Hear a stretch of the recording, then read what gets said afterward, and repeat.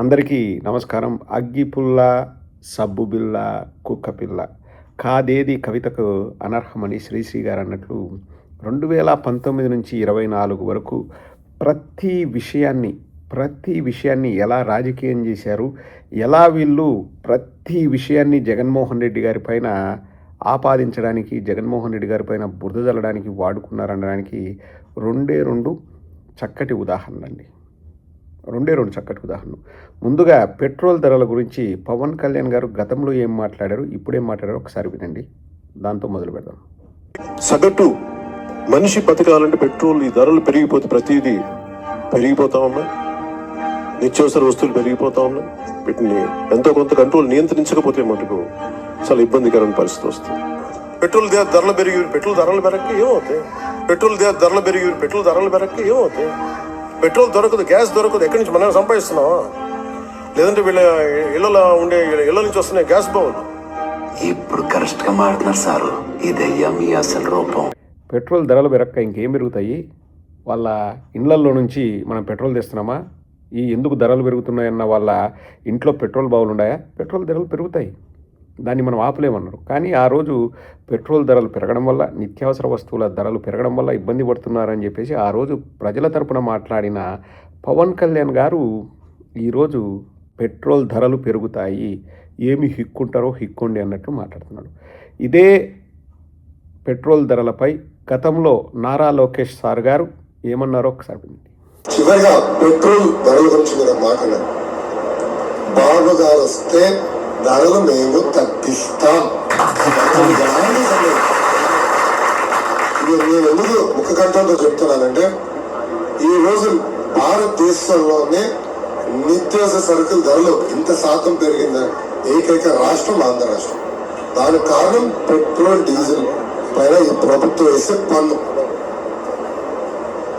చాలా మంది goods auto ఉంది, ఏం పట్టుకెళ్తారండి? నిత్యావసర సరుకులే కదా. వీళ్ళ చేతకంతనం వల్ల నిత్యావసర సరుకుల ధరలు ఇంత పెరిగింది. సో రేపు అధికారులకు వచ్చిన తర్వాత ఎట్టి పరిస్థితుల్లో మేము ధరలు తగ్గిస్తాం, మీకు పెట్రోల్, డీజిల్ అందుబాటులో తీసుకొస్తాం. దానికి మీకు ఎలాంటి సమావేశాలు నిత్యావసర కాదు, నిత్యావసర పూర్తిగా పలకడం నేర్చుకో. అన్నీ అరకొర కాదు, ఇంకా దాన్ని మనం మార్చలేంలే. కానీ పెట్రోల్ ధరలు పెరగడం వల్ల నిత్యావసర వస్తువుల ధరలు పెరిగాయంట. ఎక్కువ పెరిగింది భారతదేశంలో ఒక్క ఆంధ్రప్రదేశ్లోనే అంట. బాబు గారు వచ్చిన తర్వాత పెట్రోల్, డీజిల్ ధరల్ని తగ్గిస్తాము, సో నిత్యావసర వస్తువుల ధరలు తగ్గుతాయి అని ముక్త కంఠంతో సభాముఖంగా చెప్తున్నా అని చెప్పేసి తనదైన తెలుగులో నారా లోకేష్ చెప్పాడు. ఇప్పుడు నేను ప్రతిసారి చూపించడం కాదు, మీరే ప్రతి ఒక్కరూ గూగుల్ చేసి ఎక్కువ పెట్రోల్ ధరలు, డీజిల్ ధరలు ఉన్న రాష్ట్రం ఏంటి ఆంధ్రప్రదేశ్లోని కొట్టండి. నేను చెప్పడం కాదు, మీరే టైప్ చేయండి. ప్రతి ఒక్కరి దగ్గర ఒక స్మార్ట్ ఫోన్ ఉంది కదా, గూగుల్కి వెళ్ళి టైప్ చేయండి. Andhra Pradesh by far has the highest price for petrol and diesel in Andhra Pradesh. ఎక్కడ తగ్గించారు అంటే ఇక్కడ ఒకటి మనం గమనించాలండి. జగన్మోహన్ రెడ్డి గారు వచ్చేసి భారతదేశంలో అన్ని రాష్ట్రాల కంటే తక్కువ ధరకు పెట్రోలు, డీజిలు మనం ఇస్తుంటే జగన్మోహన్ రెడ్డి గారు వచ్చి పెంచి అది నెంబర్ 1కి వెళ్ళిందనుకోండి, జగన్మోహన్ రెడ్డి గారు తప్పనొచ్చు. ఎప్పటి నుంచో నాకు చిన్నప్పటి నుంచి గుర్తండి. ఎందుకంటే నేను కర్ణాటకలో చదివా, నేను కర్ణాటకలో పెరిగా. చిన్నప్పటి నుంచి కూడా మేము ఆంధ్రాకు, కర్ణాటకకు వెళ్ళి వచ్చేవాళ్ళం. బస్సుల్లో వెళ్ళేవాళ్ళం, బైకులో వెళ్ళేవాళ్ళం, కార్లలో వెళ్ళేవాళ్ళం. ఎప్పుడైనా మీరు గమనించండి, ఆంధ్ర కంటే కర్ణాటకలో పెట్రోల్ ధరలు ఇప్పుడు కాదు, గత 30 ఏళ్ళ నుంచి కూడా కర్ణాటకలో పెట్రోల్ ధరలు తక్కువ. బెంగళూరు నుంచి మా ముద్దునూరుకు రావాలంటే కర్ణాటక బస్సు ఎక్కితే టికెట్ ఒక 20-30 రూపాయలు ఎంతో తక్కువ ఉండేది. ఇప్పుడు ఎంత ఉందో మనకు తెలియదు. కానీ ప్రతిదీ అండి, అందరం మేము ఏం చేసేవాళ్ళం, స్టూడెంట్స్ ఉన్నప్పుడు బైకుల్లో వచ్చేవాళ్ళం. కర్ణాటక బార్డర్కి వచ్చే లోపల ఎంత ఫ్యూయల్ అయిపోతే మళ్ళీ అంత రీప్లేస్ చేసుకునేవాళ్ళం, అంటే అంత ఫ్యూయల్ పట్టించేవాళ్ళం మళ్ళీ. సో ఆంధ్రాలో ఫ్యూయల్ పట్టించాల్సిన అవసరం ఉండదు అని. ఇది చంద్రబాబు నాయుడు గవర్నమెంట్లో ఉన్నప్పుడు, నేను 2004 వరకు నేను కాలేజీలో ఉన్నప్పుడు ఎక్కువ బైక్ వాడేవాడిని. సో 99 నుంచి 2004 వరకు చంద్రబాబు ఎప్పుడైతే రెండోసారి ముఖ్యమంత్రి ఉన్నాడో అప్పుడు నేను బైక్ వాడాను. అప్పుడు కాలేజీలో ఉన్నా. సో మేము అప్పుడు కూడా కర్ణాటకలో ఫ్యూయల్ కొట్టించుకొని ఆంధ్రాకి వచ్చేవాళ్ళం.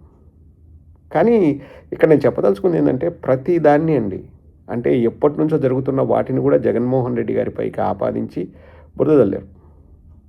అండ్ అమ్మాయిల మిస్సింగ్ 2025లో ఆంధ్ర రాష్ట్రంలో ఎంతమంది అమ్మాయిలు మిస్ అయ్యారన్నది మళ్ళీ మీరే గూగుల్ చేయండి, నేను కాదు.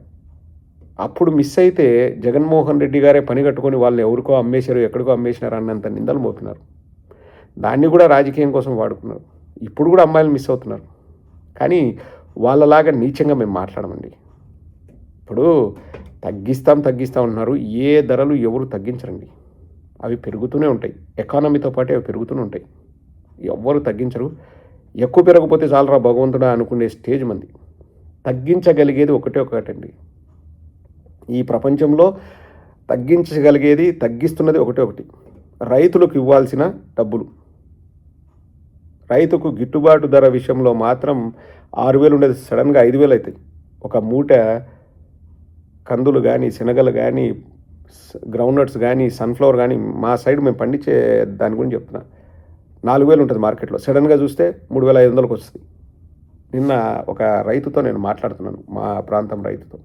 ఆయన 22,000కో ఎంతకో ఒక టన్ను మోసంబి, మా సైడ్ సీనాకాయలు అంటారు, అమ్మాడంట. సడన్గా అది 55,000 60,000కి పోయిందంట, మళ్ళీ పడిపోయిందంట. సో తగ్గేవి రైతు చేతికి వచ్చే ఆ డబ్బు తప్ప అన్నీ పెరుగుతున్నాయి. అది అందరూ యాక్సెప్ట్ చేయాల్సిందే. కానీ ఏ విషయాల్ని రాజకీయం చేయాలి, ఏ విషయాల్ని చేయకూడదన్న జ్ఞానం కూడా లేకుండా, అప్పుడేమో పెట్రోల్ ధరలు పెరగకూడదన్న పవన్ కళ్యాణ్ పెరుగుతాయి, అయితే ఏంది పెరుగుతాయి. ఎంత బాధ్యతారాహిత్యంగా వాళ్ళు మాట్లాడుతున్నారో ఒక్కసారి ఆలోచించండి. ప్రతిదాన్ని రాజకీయం చేశారు, పబ్బం గడుపుకున్నారు.